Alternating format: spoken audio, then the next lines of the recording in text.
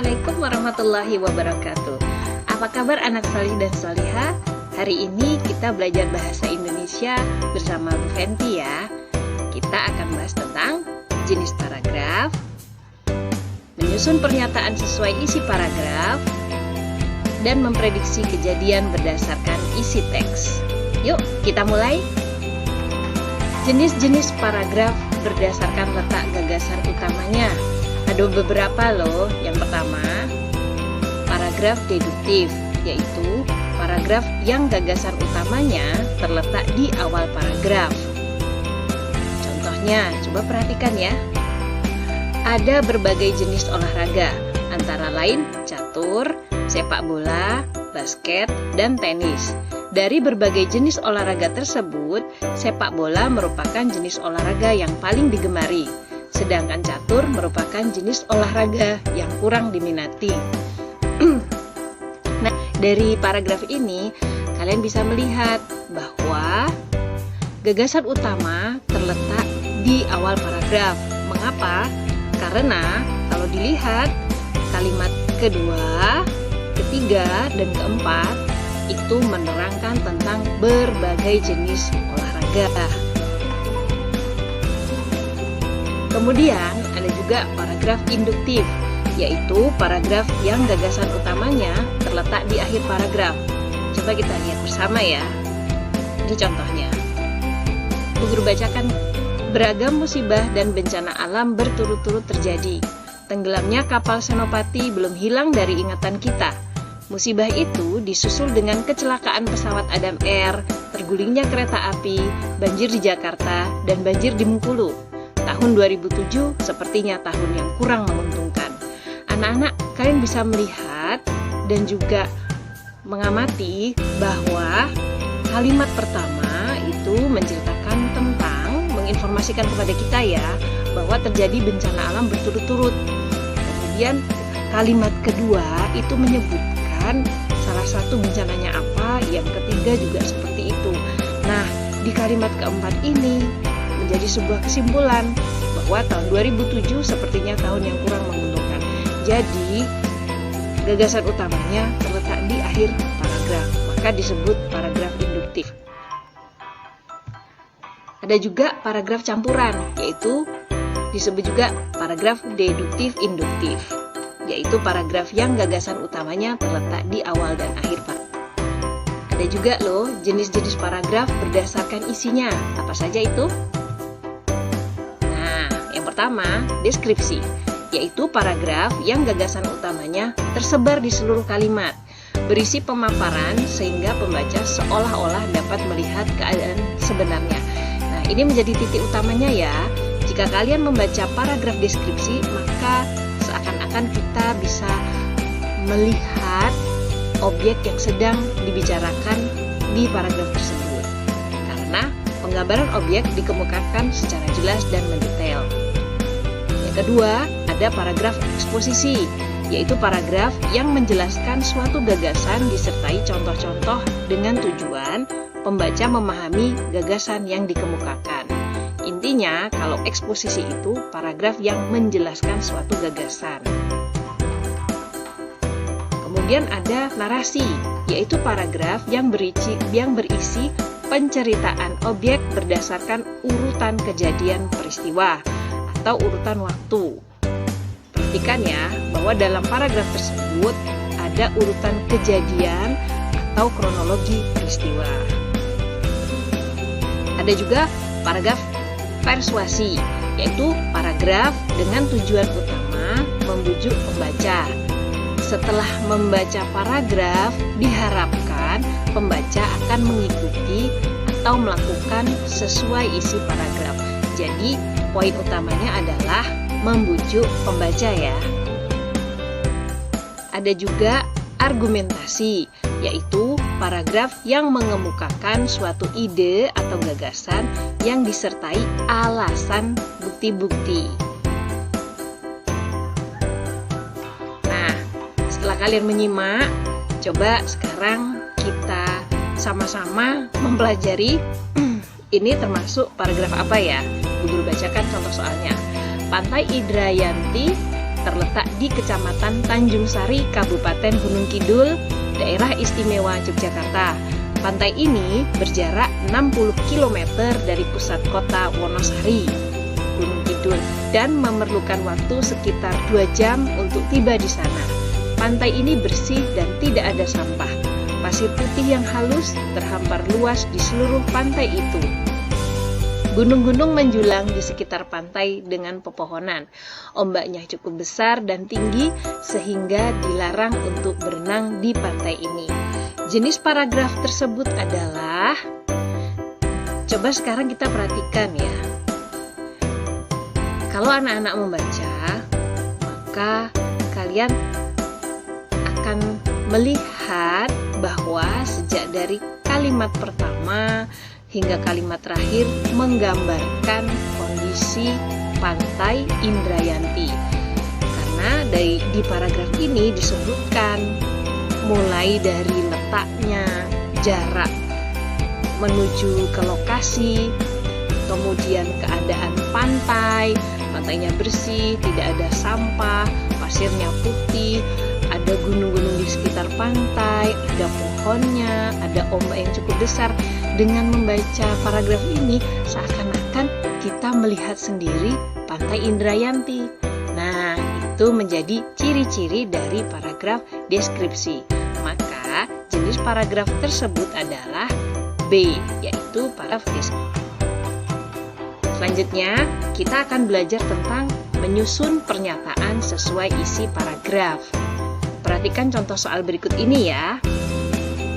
Makanan yang baik untuk meningkatkan kekebalan tubuh adalah makanan yang berkualitas.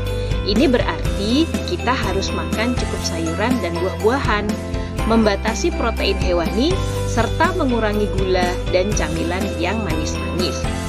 Pernyataan yang sesuai dengan isi paragraf di atas adalah: untuk menjawab pertanyaan dari soal tersebut, langkah pertama adalah kalian harus benar-benar membaca dan memahami paragraf yang disajikan. Setelah itu, amati juga opsi dari pernyataan yang harus dipilih.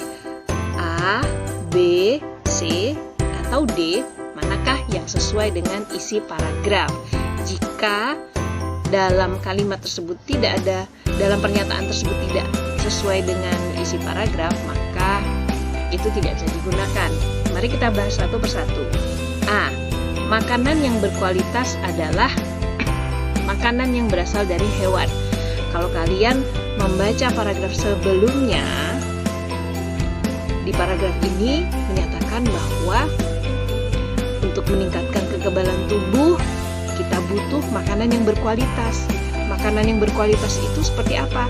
Di kalimat kedua diterangkan cukup sayur dan buah-buahan, dan di kalimat ketiga ada kata-kata dan kalimat membatasi protein hewani. Maka A tidak sesuai dengan pernyataan di paragraf. Kemudian yang B, mengurangi konsumsi makanan yang manis dapat menurunkan berat badan. Anak-anak, jika kalian melihat juga di paragraf yang telah disajikan tidak ada membahas tentang berat badan, sehingga B tidak sesuai dengan pernyataan isi paragraf. Yang C, makan sayuran dan buah-buahan yang cukup dapat meningkatkan kekebalan tubuh. Pada paragraf tersebut dijelaskan bahwa makanan yang baik untuk meningkatkan kekebalan tubuh adalah makanan yang berkualitas. Nah, di kalimat kedua ada kalimat ini berarti kita harus makan cukup sayuran dan buah-buahan. Berarti jika kita makan cukup sayuran dan buah-buahan, maka kekebalan tubuh kita akan meningkat. Jadi jawaban C sesuai dengan isi paragraf. Bagaimana dengan D? Yuk kita lihat. Untuk meningkatkan kekebalan tubuh, kita harus banyak makan protein hewani. Silahkan kalian melihat pada paragraf di kalimat ketiga. Di situ ada kata-kata membatasi, ada kalimat ya, membatasi protein hewani, serta mengurangi gula dan camilan yang manis-manis. Iya, ada kata-kata membatasi protein hewani. Tentu tentu saja kalimat pernyataan D ini tidak sesuai dengan pernyataan di paragraf. Maka jawaban yang paling tepat adalah C. Makan sayuran dan buah-buahan yang cukup dapat meningkatkan kekebalan tubuh. Selanjutnya, kita belajar tentang memprediksi kejadian berdasarkan isi teks. Prediksi itu apa toh? Prediksi itu adalah perkiraan suatu kegiatan atau aktivitas. Dalam memperkirakan, harus dikaitkan hubungan sebab akibat. Misalnya, jika membuang sampah sembarangan, banjir akan datang. Sekarang, coba perhatikan contoh soal berikut ini. Apabila kita jarang mengonsumsi sayuran hijau, akan berakibat tidak baik bagi kesehatan. Pertama, kita rentan terhadap penyakit. Kedua, kita dapat menderita anemia atau kekurangan darah. Ketiga, kita mudah mengalami sembelit. Hal yang akan terjadi jika senang mengonsumsi sayuran hijau adalah, untuk menjawab soalnya, yang pertama, anak-anak harus membaca dengan seksama dan memahami paragraf yang disajikan. Kemudian, barulah kita mengaitkan antara jawaban A, apakah sesuai dengan pernyataannya, B, C, dan D, begitu seterusnya. Mari kita lihat satu persatu. Hal yang akan terjadi jika senang mengonsumsi sayuran. A. Kesehatan tubuh akan membaik. Di paragraf yang telah disajikan memang membahas bahwa jika kita jarang mengonsumsi sayuran hijau berakibat tidak baik bagi kesehatan. Berarti jika kita senang mengonsumsi sayuran hijau, kesehatan tubuh akan membaik. Jawaban A itu adalah sesuai dengan paragraf. Kemudian yang B, kita baca dari pertanyaannya ya. Hal yang akan terjadi jika senang mengonsumsi sayuran hijau adalah rentan terhadap penyakit. Coba kalian pikir-pikir, dalam paragraf tersebut disebutkan jika kita jarang mengonsumsi sayuran hijau akan berakibat, pertama, kita rentan terhadap penyakit. Maka jika kita senang mengonsumsi sayuran hijau, kita tidak rentan terhadap penyakit. Tentu jawaban B tidak sesuai. Kemudian yang C,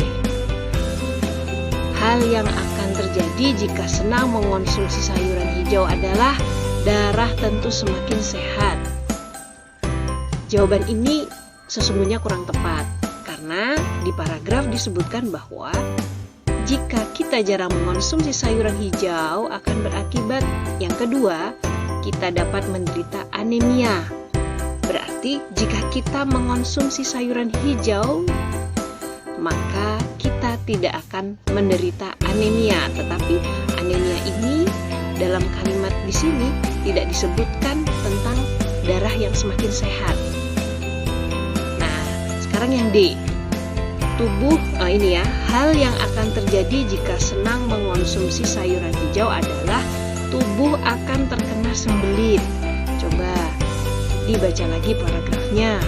Apabila kita jarang mengonsumsi sayuran hijau akan berakibat, kalimat terakhir ya, yang ketiga, kita mudah mengalami sembelit. Artinya, jika kita senang mengonsumsi sayuran hijau, kita tidak mudah mengalami sembelit. Maka jawaban D tidak tepat. Untuk itu, jawaban yang paling tepat adalah A. Hal yang akan terjadi jika senang mengonsumsi sayuran hijau adalah kesehatan tubuh akan baik.